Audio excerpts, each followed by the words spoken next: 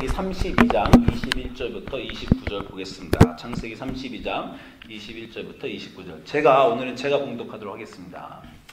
그 예물은 그의 앞서 보내고 그는 무리 가운데서 밤을 지내다가 밤에 일어나 두 아내와 두 여종과 11아들을 인도하여 야복나루를 건넬세 그들을 인도하여 시내를 건너가게 하며 그의 소유도 건너가게 하고 야곱은 홀로 남았더니 어떤 사람이 날이 새도록 야곱과 씨름하다가 자기가 야곱을 이기지 못함을 보고 그가 야곱의 허벅지 관절을 치매 야곱의 허벅지 관절이 그 사람과 씨름할 때 어긋났더라. 그가 이르되 날이 새려하니 나로 가게 하라. 야곱이 이르되 당신이 내게 축복하지 아니하면 가게 하지 아니하겠나이다. 그 사람이 그에게 이르되 내 이름이 무엇이냐? 그가 이르되 야곱이니이다. 그가 이르되 내 이름을 다시는 야곱이라 부를 것이 아니요 이스라엘이라 부를 것이니 이는 내가 하나님과 및 사람들과 겨루어 이겼음이니라. 야곱이 청하여 이르되 당신의 이름을 알려주소서. 그 사람이 이르되 어찌하여 내 이름을 묻느냐 하고 거기서 야곱에게 축복한지라. 우리 주님 말씀입니다. 아멘. 여러분 다 아시겠지만 저희가 지난 2주 동안 야곱을 보았고 오늘 3주 차입니다. 여러분 제목을 혹시 기억하시는지 모르겠어요? 2주 전에 우리가 처음 야곱을 보았을 때는 장자권에 대한 얘기를 했습니다. 그렇죠? 그리고 지난주에 두 번째 야곱을 공부할 때는 저희가 베델에 대한 얘기를 저희가 같이 공부했어요. 장자권에 대한 얘기를 할 때는 우리가 야곱과 에서를 비교하면서 하나님이 내가 야곱은 사랑하고 에서는 미워하였다. 그것이 의인과 악인됨이 아니라 그 어떤 사람이 하나님으로부터 오는 축복을 더 깊이 간절히 사랑하는가. 에서는 하나님의 두 번째, 자기 삶의 첫 번째인 사람을 대표하는 사람이어서 하나님이 야곱을 축복하신 그 내용을 우리가 첫 번째 보았고요. 지난주는 또 우리가 이 베델을 보았는데 베델은 하나님의 집인데 야곱이 자기 아버지로부터 아버지를 속여서 받으려고 했던 그런 축복보다도 진짜 축복은 하나님께로서만 온다. 하나님이 베델에서 주신 축복이 아브라함에게 주신 축복이고 그것이 가장 좋은 축복이며 그래서 우리가 야고보서의 그 모든 완벽하고 좋은 선물은 하나님으로부터만 온다. 이런 얘기도 나눴고 그리고 야곱이 베델에 간 게 아니라 하나님이 당신의 집을 가지고 야곱을 만나러 우리를 오시는 그 하나님에 대한 얘기를 나눴습니다. 자, 그로부터 이제 그때 사막에서 야곱이 이제 떠나서 20년 있다가 돌아오는 게 오늘 읽은 약복인데요. 이게 뭐 한국 교인들한테 좀 너무 쉬울 것 같아요. 이게 퀴즈입니다. 퀴즈. 이제 그림을 보시고 야곱의 인생을 순서대로 하시오. 제가 이건 좀 대학생이나 유스 아이들을 상대로 하려고 좀 준비하긴 했지만, 자, 순서를 하면 어떻게 되겠습니까? 야곱의 인생을 어떤 게 제일 먼저 같아요? 이 5개 그림 중에서 몇 번? 4번이 제일 먼저죠. 지금 형한테 장자권을 사는 장면입니다. 그러죠? 팥죽처럼 안 보여서 헷갈릴 수 있는데, 자, 두 번째는 뭐예요? 5번. 아버지를 속여서 파는 거죠. 속여서 장자권을 이제 축복을 받았어요. 그 다음은 1번입니다. 1번에 이제 집을 떠나서 도망하다가 베델에 이르러서 그 환상을 봤어요. 그러고 나면 2번. 아주 여자를 놓고 싸우잖아. 이게 저기 삼촌 라반한테 왜 라헬을 줘야지 레아를 줬냐. 여기 싸우는 장면이고 오늘 마지막 3번이 천사와 씨름하는 장면입니다. 너무 어렵나요? 저 이거 굉장히 쉬울 거라고. 그림이 좀 애매하죠. 그림이 뭘 뜻하는지 저 그림만 설명해 주셔야 될 것 같아요. 어쨌건 그 장면입니다. 이게 야곱의 인생을 한번 여러분이 이렇게 쭉 보시라고 제가 생각을 했어요. 야곱의 인생은 정말 다이나믹한 인생입니다. 아주 성경에서 이렇게 다이나믹. 우리가 이제 실존주의에서 20세기 막 소설의 후반에 문제적 인간 그런 얘기 하잖아요. 성경에서 이 야곱만큼 문제적 인간은 없어요. 인생이 정말 다이나믹하고 하나님도 딱 보고 읽으면요. 정말 이 인간 야곱을 놓고 하나님이 어떻게 정말 얘를 내가 어째야 되나. 여러분 부모님 중에서 자식이 아주 순탄하고 그런 애도 있지만 정말 애가 어디를 튈지 모르는 부모님 마음이 이러잖아요. 도대체 내가 얘를 어떻게 해야 되나. 얘를 어떻게 키워야 되나. 그게 야곱입니다. 도대체 어떻게 해야 될지 모르는 그 야곱의 인생이에요. 여러분이 다 아시겠지만 우리가 지난주에 베델을 본 후에 야곱의 인생이 오늘 야복나루 이럴 때까지 정말 다이나믹했습니다. 이 내용 다 아시죠? 삼촌의 집 라반으로 엄마 레베카의 삼촌 집 오빠 집 라반에 갔어요. 거기서 자기 조카가 아닌 사촌 레이첼을 사랑해서 결혼하려고 해서 7년 동안 그 아름다운 얘기 있잖아요. 야곱이 라헬을 사랑하며 7년을 수일처럼 여겼다. 정말 그 사랑 얘기인데 그렇게 7년을 봉사했더니 그 언니인 레아와 결혼하게 됐어요. 레아와 결혼하게 돼서 결국 삼촌을 또 14년을 섬겼어요. 그러고 나서 삼촌이 더 섬기라 그래서 섬기는데 또 자기 재산을 안 주니까 또 양을 치면서 이상한 얘기 있잖아요. 뭐 얼룩반점이 있는 곳에 가서 먹였더니 다 얼룩반점이 생겨가지고 또 야곱이 또 부자가 됐습니다. 그랬더니 또 자기 사촌 형들이 또 자기를 미워해요. 그래서 결국 또 도망 나옵니다. 도망 나오니까 또 삼촌이 쫓아와요. 또 죽이려고 합니다. 하나님이 또 나타나서 또 막아주고, 그리고 결국 오늘 읽은 야복 강가에까지 오는 거예요. 야복 강가에 왔더니 야복 강가에 와서 자기 집 돌아가려고 먼저 자기 하인을 형한테 보냈어요. 그때 어떻게 됐어요? 형이 집에서 길리운 자 400명을 끌고 나온다고 했어요. 여러분, 이 집의 전통 같아. 이 집의 그 할아버지 아브라함이 어떻게 했습니까? 300명 이끌고 318명인가요? 그 이끌고 6명의 왕을 쳐부순 그 경력이 있잖아요. 야, 300~400명은 그냥 문제없이 이끄는 게 이 집안 내력입니다. 그리고 말씀드렸지만 할아버지 아브라함이 4명의 왕을 쳐부수는데 300명 정도 갖고 318명이죠. 4명의 왕을 쳐부쉈는데 이제 그 손자 에서가 동생 하나 쳐부수겠다고 지금 400명을 끌고 오는 거예요. 그러니까 야곱이 이 야복강가에서 아주 당황하죠. 당황해서 오늘 우리가 읽진 않았지만 야곱이 또 머리를 막 굴리죠. 아시죠? 처음에는 떼를 2떼로 나눴어요. 2떼로 나눠서 한 떼를 형이 공격하면 한 떼는 튀어야지.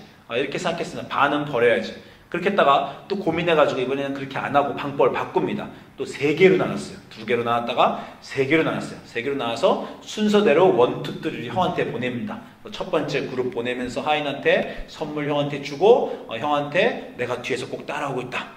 2번째 선물 또 보내고 3번째 선물 또 보내고 자기와 또 맞습니다. 그러면서 내가 형의 마음을 어떻게 녹여보리라. 지혜로워 보여요. 제가 그거 보면서 내가 누구랑 싸우면 야곱처럼 하면 혹시 화해가 되겠다 이렇게 막 성난 사람한테 가는 게 아니라 단계별로 뇌물을 하나 둘 셋을 쓰면 웬만하면 다 넘어오겠다 이런 생각이 제가 들기도 합니다. 그런데 이 야곱이 여러 가지 지금 말씀한 여러 가지 인생에 있는데 인생의 일들은 다양하고 여러 가지로 터집니다. 자기가 남을 속이기도 하고 남이 자기 속이기도 하고 서로 속이기도 하고 위험에 처하기도 하고 여러 가지로 생겨요. 그런데 항상 야곱은 야곱이구나 이런 느낌을 지울 수가 없어요. 머리가 팽팽 돌고요. 잔머리를 굴리고 뒤에서 일하고 머리를 막 써서 1단계, 2단계, 3단계로 일하고 속여보고 뺏어보고 뭔가 정직하거나 어떤 righteous하고 당당한 건 없고 굉장히 모사꾼 나름대로 그런 야곱입니다. 어느 문제를 당해도 야곱은 야곱처럼 대응하는구나. 그 지난 20년, 지난 30년의 모든 순간은 야곱은 야곱이었구나라는 그런 느낌을 줍니다. 그러면서 우리가 어떤 느낌을 받습니까? 인간은 변하지 않는구나. 그건 야곱의 인생만 봐도 야곱의 인생을 봐도 알지만 우리의 인생을 봐도 똑같아요. 여러분 인생에 여러 가지 일들이 있었어요. 미국에 오고 결혼을 하고 애들을 낳고 직장을 가고 이웃 사람들 만나고 집을 사고 어떤 때는 옆에 사람하고 싸우기도 하고 다투기도 하고 여러 가지 일들을 만났는데 그때 어떻게 대처하셨습니까? 여러분 생각에 나는 그때는 정말 정직하게 대처했는데 다른 때는 부정직하게 대처했어. 이런다든가 그땐 난 정말 공명정대 당당했는데 저 때는 소심했어. 이래요 여러분이? 그렇지 않죠. 우린 늘 똑같아요. 소심한 사람은 늘 소심하고요. 비겁한 사람은 늘 비겁하고 부정직한 사람은 늘 부정직하고 뒤에서 일하는 사람은 늘 뒤에서 일하고 조금의 정도 차이가 있지만 어떤 문제가 닥칠 때마다 그 문제를 대처하는 우리는 늘 똑같습니다. 우리가 다 나쁘다는 게 아니에요. 정직할 수 있습니다. 정직하긴 하지만 늘 소심하거나 또는 공명정대하고 당당하긴 하지만 남에게 상처를 주거나 이렇게 어떤 성격이 있는데 늘 똑같아요. 그리고 어떤 문제가 터질 때마다 그런 느낌이 이렇게밖에 할 수 없었던가. 내가 좀 다른 사람이어서 저는 그렇게 영어에서 우리가 WWJD 이런 게 있잖아요. What would Jesus do? 예수님이라면 이 순간에 어떻게 하셨을까? 어떤 일을 대처하는 자기를 보면서 나는 왜 예수님처럼 지혜롭게, 예수님처럼 정직하게, 예수님처럼 의젓하고 공명정대하게 나는 왜 일을 그렇게 처리 못하고 늘 쭉 우물쭈물대고 늘 말을 더듬고 늘 핑계를 대고 늘 남 탓을 하고 늘 불평을 하고 늘 누군가에게 책임을 전가하고 왜 나는 늘 그럴까? 이런 생각을 혹시 해본 적이 없으십니까? 저는요 정말 제가 싫었어요. 10대 때 사람들 그런 사람 있잖아요. 저는 아주 10대를 우울하게 보냈습니다. 왜 그런지 이렇게 10대가 중고등학교가 참 싫고 우울했어요. 그래서 그때 중고등학교 때 대학교 때 나를 바꿔버리라 정말 많이 노력을 했습니다. 제가 어떤 행동을 했을 때 싫은 행동을 할 때마다 전 저한테 이렇게 벌을 줬어요. 제가 이 주먹으로 제 얼굴을 이렇게 치는 그런 행동을 했습니다. 잘 모르시겠지만 제 코가 좀 삐뚤어졌어요.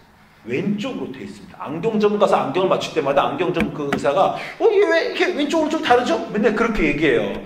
코뼈가 약간 왼쪽으로 왔어요. 너무 제가 이 오른손잡이인데 너 왜 또 그렇게 했어? 너무 때려서 코가 약간 휜 것 같아요. 그 정도로 노력했어요. 내가 인생에서 내가 스스로 마음에 안 드는 행동할 때마다 저 이렇게 주먹으로 제 얼굴을 때렸습니다. 또 그것도 안 되고요. 이 막대기, 맴매 막대기를 이렇게 양말 속에 이렇게 이렇게 조폭들이 단도를 치고 다니는 검을 저는 검 대신 이 막대기를 하나 들고 다니면서 잘못하면 너 좀 맞아야 되겠다. 스스로 이렇게 막 때려보기도 했습니다. 10대, 20대 때 내내 그랬어요. 안 고쳐집니다. 어떻게 좀 나아지는 것 같아요. 이제는 좀 괜찮은 사람이 됐나 보다. 시간 몇 년 지나고 또 똑같은 행동하고 같은 행동을 합니다. 인간은 정말 나아지지 않아요. 제가 이 말씀을 준비하면서 그 박영선 목사님의 하나님의 열심에 대한 책을 읽으면서 제가 준비했는데 거기서 박영선 목사님이 이런 얘기를 하시더라고요. 인간은요 다시는 그러지 않을 것 같은 것을 30번쯤 하고 나서 그 다음에는 이제 다시는 그러지 않을 것 같다 라고 말하는 것이 아니라 앞으로도 또 그럴 것이다 라고 알게 되는 것, 그게 인간이라는 거예요. 그렇죠. 나는 절대 나는 그 일을 하고 싶지 않아. 내가 자꾸 반복하는 실수들을 나 안 하겠다. 나는 그거 안 해. 나 이거 고칠래. 근데 자꾸 못 고치고 한 30번쯤 절대 안 하겠다는 일을 하고 나서 알게 되죠. 나는 죽을 때까지 이렇게구나. 어떤 일이 있을 때 남을 불평하는 마음, 남의 잘못을 보고 한번 이렇게 얘기해보는 마음, 사람하고 만나면 누구 흉보는 마음, 누가 자기에게 잘못하면 욱하는 마음, 이러지 말아야지. 난 기독교인인데, 난 사랑해야지, 난 인내해야지, 내 입을 열어서 죄짓지 말아야지, 또 하고, 그러다가 어느 순간에, 나는 안 되나 보다. 그게 인간이 아닌가 싶습니다. 야곱은 그랬어요. 이 모든 순간에 하나님이 안 도와주신 게 아닙니다. 사막을 갈 때는 야곱이 다 잘못해서 형을 속이고 이제 죽게 돼서 사막을 갈 때 베델에 나타나 주십니다. 그죠? 하나님 도와주세요. 그래도 야곱 안 변합니다. 삼촌 집에서 삼촌은 도망갈 때도 삼촌이 따라와요. 죽이겠다고 따라옵니다. 그때도 하나님이 삼촌 꿈에 야곱 꿈에 삼촌 꿈에 나타나서 너 가타부타 시비를 야곱과 따지지 마라. 무섭게 한번 삼촌한테 라반한테 으름장을 놓으셔서 삼촌이 꼼짝 못하고 왔다 그냥 갑니다. 중간중간에 하나님이 도와주세요. 우리 인생도 위급할 때 하나님이 도와주셨죠. 하나님이 도와주셨다고 그 은혜에 감사하여 우리가 바뀌었습니까? 늘 같은 실수를 저지르고 있어요. 그래서 야곱이 절대 안 바뀌니까 하나님이 야곱을 야복 강가로 데리고 가시는 겁니다. 야복 강가란 건 도대체 뭡니까? 야복강은요, 정말 이 야곱의 생애, 우리가 지난주에 베델을 봤지만 베델보다 더욱더 중요한 사건이고 성경 전체에 이 정도로 정말 유니크하고 영적이고 미스테리하고 그런 장면이 없어요. 야곱이 절체절명에 섰습니다. 앞과 뒤를 갈 수가 없어요. 왜? 뒤로 돌아갈 수가 없죠. 왜요? 삼촌 집에서 나왔잖아요. 지금. 삼촌하고 대판 싸우고 삼촌 속여먹고 양을 다 이렇게 자기가 어떻게 해서 밤에 튀었다는 거예요. 튄 집으로 어떻게 다시 돌아갑니까? 뒤로 돌아갈 수 없어요. 방금 전에 자기가 한 선택이 자기를 떠밀었습니다. 그죠? 그런데 앞에는 누가 있어요? 20년 전에 자기가 한 선택의 결과가 자기를 향해 달려오고 있어요. 20년 전에 아버지와 형을 속여먹고 그걸로 끝난 줄 알았죠. 20년쯤 됐으니까 이제 그 죄는 눈 감아졌겠지. 요즘 말로 하면 공소시효 지나고 뭐 어떻게 다 처리됐겠지. 그게 어디 안 가더라는 겁니다. 자기가 지은 죄가 20년 전에 지은 죄가 자기의 과거가 자기를 향해 달려오고 있어요. 자기의 현재가 자기의 등을 떠밀고 있어요. 그래서 미래가 안 보입니다. 그게 야복강가예요. 여러분 그 순간에 가보셨습니까? 내가 지금까지 살아온 모든 삶의 방식, 내가 해온 실수들, 어쩔 수 없다, 그냥 넘어가야지, 그 사람하고는 여기까지인가 보다, 더 어쩔 수 없지, 그때 내가 그렇게 하지 말았어야 되는데, 그 모든 후회들이 그냥 지나간 줄 알았는데 다 어느 순간에 정말 인과응보가 칼마가 한순간에 자기 앞을 딱 맞고 서 있는 겁니다. 너 책임져라. 지금까지 네가 해온 행동들, 네가 사온 삶의 방식들, 네가 해온 모든 결정들 어디 도망가지 않고 어디 살아가지 않고 다 네 앞에 뚝 서 있는 겁니다. 그래서 우리가 도대체 현재의 결정이, 과거의 결정이 앞뒤로 우리를 싸매고 있어서 옴짝달싹 할 수 없게 서 있는 곳, 죽음이 앞에 직면한 곳, 돌출구가, 빠져나갈 출구가 안 보이는 곳, 그것이 야복강가입니다. 하나님이 야곱을 걷다 밀어넣으시는 거예요. 너는 정말 머리를 잘 굴려. 내가 어디 갔다 와도 너는 빠져만 나가. 너 어디 한번 빠져나갈 수 있는지 이번에 가봐. 끝까지 밀어서 그 절벽 끝에 하나님이 딱 세워놓으십니다. 야곱이 머리를 아무리 굴려도 여기서는 더 빠져나갈 수가 없어요. 과거와 현재 사이에 끼어버려서 미래에 나갈 길이 더 보이지 않습니다. 그게 야곱의 야복나루 사건이에요. 우리도 인생의 어느 순간에 그런 순간에 설지 모르겠어요. 우리 하나님이 우리를 거기까지 이끌어 가실지 잘 모르겠습니다. 야곱은 거기까지 이끌어 가셨어요. 그러니까 야곱이 이제 완전히 홀로 섰습니다. 그래서 야복나루 야곱이 홀로 쓴 거예요. 홀로 섰다는 건요, 이제 가족도 의지할 수가 없어요. 아무도 의지할 수가 없고 혼자 이 상황을, 자기가 겪고 모든 결정을 자기가 당면해야 되는, 정말 어떻게 할 수 없는 사건에 혼자 딱 섰더니 그때 하나님이 나타나시는 겁니다. 그 밤에 하나님이 나타나셨어요. 지금까지와 다르게 나타나십니다. 지금까지는 꿈에 나타나시고요, 어머니 꿈에 나타나시고 자기 꿈에 나타나고 상황 속에서 역사하시고 삼촌 꿈에서 역사하시다가 이제 하나님이 절대절명의 순간에 직접 나타나십니다. 그 앞에 딱 쓰셨어요. 그죠? 딱 나타나셔서 도와를 주셔야 되는데 절대절명의 순간에 도와주시지 않고 싸움을 거십니다. 여러분 야복 사건에 대해서 여러분이 중요하게 아실 게 있는데, 야곱이 싸움을 건 게 아니에요. 야곱은 떠밀려서 거기까지, 자기 인생에 자기가 책임을 져야 되지만 거기까지 갔어요. 하나님이 오셨고 하나님이 싸움을 거십니다. 아니 하나님이 어디 와서 이렇게 싸움 거는 분이에요? 아니, 하나님이 무슨 쌈바입니까?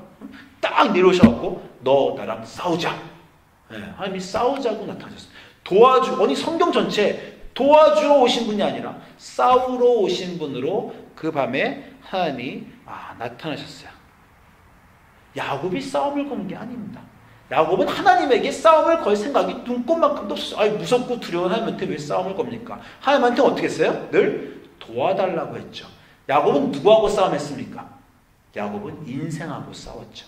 야곱은 자기가 만난 모든 사람하고 싸웠어요. 자기가 만난 모든 사람하고 갈등하면서 자기가 원하는 걸 가지려고 했지 하나님하고는 싸우질 않았습니다. 싸우려고 들지도 않아요. 똑똑한 야곱이 왜 하나님하고 싸워요?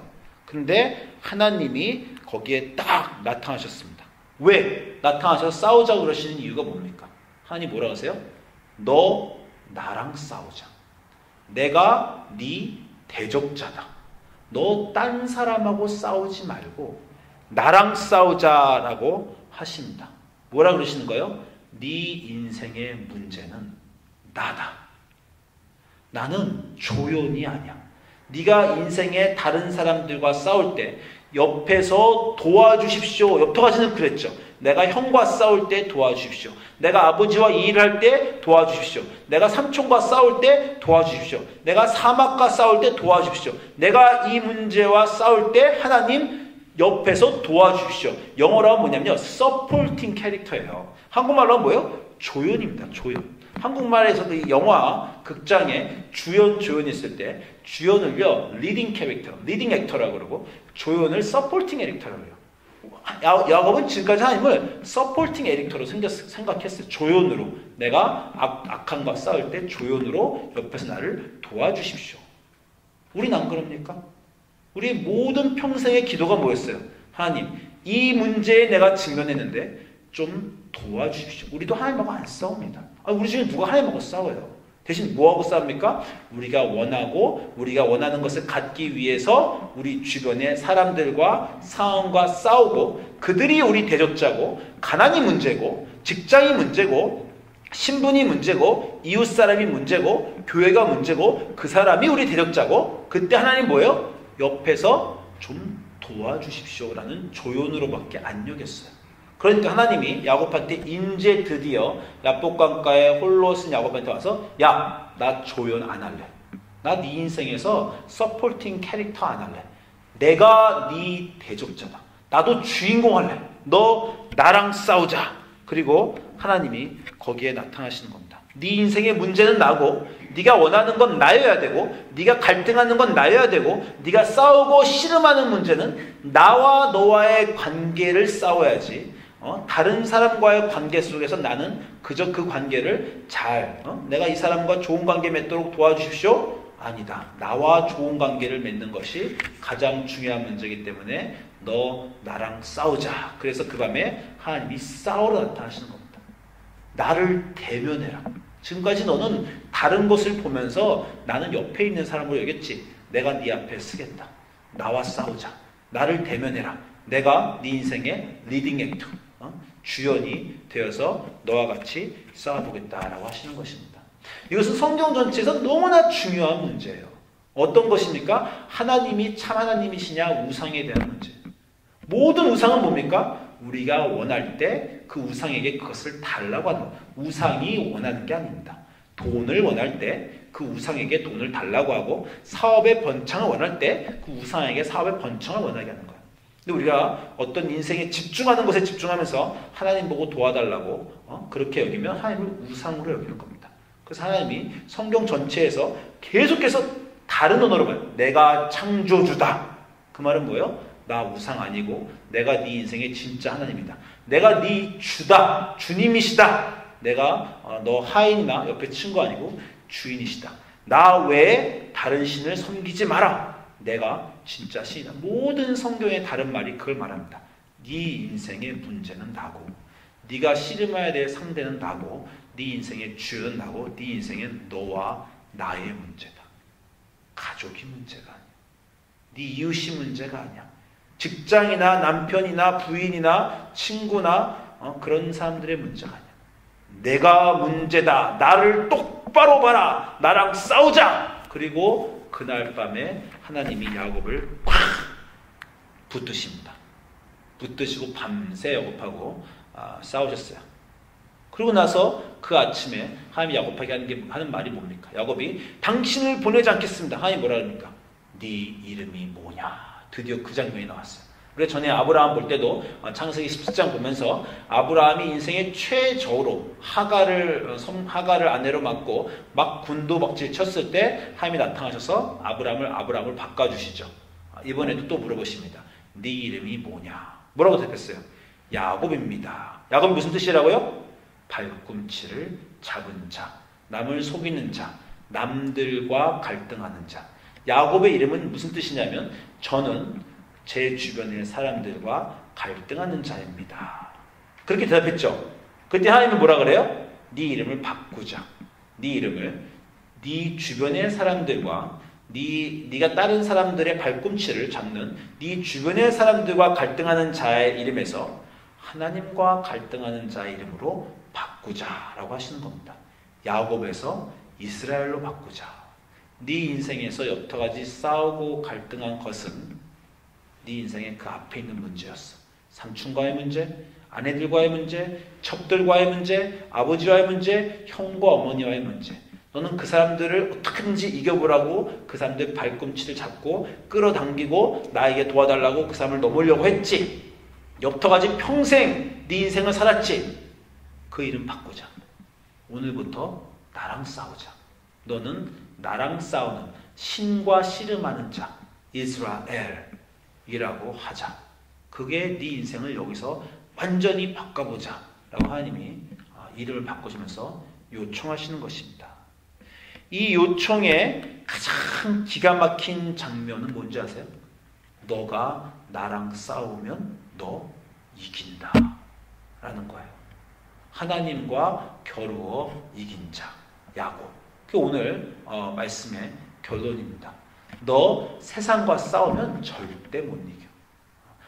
너가 세상에 싸워서 원하는 거를 못 이기게 할 거야. 네가 원하는 거 다 주는 그 하나님 나 아니다. 너 세상과 싸우면 나는 지게 하겠다. 왜? 세상과 싸워서 이긴다는 건 세상의 것을 얻는다는 것이고 세상에 집중한다는 얘기예요. 너 세상에 집중 못하게 하겠다. 너는 세상은 절대 못 이겨. 내가 못 이기게 할 거니까. 대신 나랑 싸우면 너 이긴다. 어떻게 인간이 하나님하고 싸워서 이깁니까? 이거는요, 솔로몬의 재판을 여러분이 좀 생각을 해보셔야 돼요. 두 명의 엄마가 아기를 가지고 왔어요. 한 명은 진짜 엄마고 한 명은 가짜 엄마입니다. 솔로몬이 뭐라 그래요? 애 배를 갈라서, 애를 둘로 갈라서 반반씩 줘라. 진짜 엄마가 어떻게 했어요? 진짜 엄마가 뭐라 그럽니까? 나 지겠습니다. 저 여자 주십시오. 애를 반으로 갈릴 수가 없습니다. 내가 지겠습니다. 그게 엄마입니다. 내가 지겠습니다. 내 자식한테 안 이기겠습니다. 그게 하나님이 야곱한테 아니에요. 네가 나랑 싸우면 내가 너 깨부숴서 너를 이기지 않는다. 나는 네 하나님이고 나랑 싸우면 내가 너에게 평안을 주고 나랑 싸우면 내가 너를 온전하게 하며 너를 향한 나의 뜻은 화가 아니라 복이다. 나랑 싸우면 이긴다. 그러나 세상이랑 싸우면 절대 이기지 못하게 하겠다. 나랑 싸우면 네가 나를 반역하고 나를 싫어해도 나는 끝까지 너를 붙든다. 여러분, 하나님과 인간의 싸움의 결말이 뭔지 아세요? 하나님과 인간의 싸움의 역사가 보여주는 결말은 뭡니까? 하나님이 지셔서 그 아들을 포기하신 게 그 결과입니다. 인간하고 싸우다가 하나님이 인간을 깨부수고 핵폭탄을 던져가지고 다 날려버리는 게 아니라 너희를 내가 도저히 이길 수 없게 내 아들을 너희들에게 주마. 그게 하나님과 인간의 싸움 결론입니다. 나랑 싸우면 거기에는 구원이 있다. 거기에는 희망이 있다. 나랑 싸우자. 그러나 왜 너희는 세상만 보냐? 오늘도 네가 집중하는 건 왜 이 세상이냐? 오늘도 네가 집중하는 건 왜 돈이냐? 오늘도 네가 집중하는 건 이 세상에서의 성공이냐? 넌 왜 세상만 싸우면서 나보고 도와달라고 하냐? 세상과 싸우지 말고 나랑 싸우자. 오늘부터 네 이름을 이스라엘이라고 하자. 그게 약복입니다. 우리의 인생이 앞과 뒤로 완전히 다 뒤로 쌓여서 더 나아갈 길이 안 보일 때 내가 해온 결정이 결과가 되어 내 앞에 서서 나를 진퇴양난으로 내 인생이 어떻게 하다가 여기까지 왔나 라는 생각이 들 때 그때가 약복입니다. 그때 하나님과 겨루시기 바랍니다. 인생의 집중을 저 돈이, 저 직장이, 저 사람이 나에게 행복을 주는 이유가 아니었구나. 내 자녀들이 내 행복의 이유가 아니었구나. 내 건강이 내 내 이유가 아니었구나. 내 건강과 내 자녀와 내가 어떤 당면한 그 사람과 싸울 게 아니었구나. 나는 하나님과 싸워야 되는 거였구나. 하나님을 찾고 당신이 내 인생에 계십니까? 당신이 중요합니까? 당신이 주시는 그 구원을 나는 원합니까? 하나님 왜 나에게 하나님과 싸우는 겁니다. 그러면 하나님이 거기에는 반드시 내가 져준다.